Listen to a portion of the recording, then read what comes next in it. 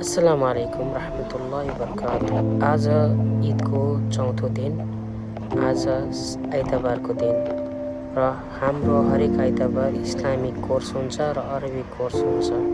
त्यसैले म आज बिहान 8:30 बजे नै सेन्टरतिर लागियो र म अब बस स्टपमा आइपुग्नलाई एकछिन वेट गरेँ। यहाँ एकछिन वेटमा फेरि एकछिनमा बस पनि आइहाल्यो र म बसमा बसियो र बसमा हिँड्दै यात्रा गरियो र यो यात्रा गर्दा मैले एउटा हदिसको याद आयो। अल्लाहको रसूल सल्लल्लाहु अलैहि वसल्लमले भन्नुभएको छ कि वयुरिदिल्लाहु बिही खैरन युफक्किहु फिद्दीन।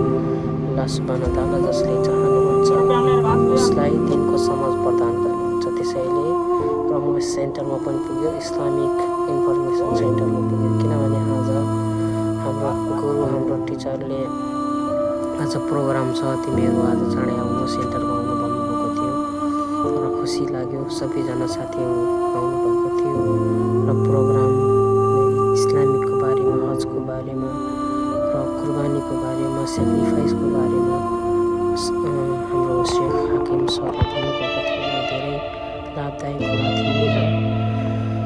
त्यसैले जब म यहाँ आउँछु र मेरो दिल एकदमै ततमैन हुन्छ, एकदम आनन्द आउँछ ताकि मैले दिनको नयाँ कुराहरू सिक्न पाइन्छ। त्यसैले र सिकेको कुरा म अरू साथीहरूलाई पनि भन्ने गर्छु। त्यसको लागि जजाकल्लाहु खैरन। अस्सलामु अलैकुम रहमतुल्लाह।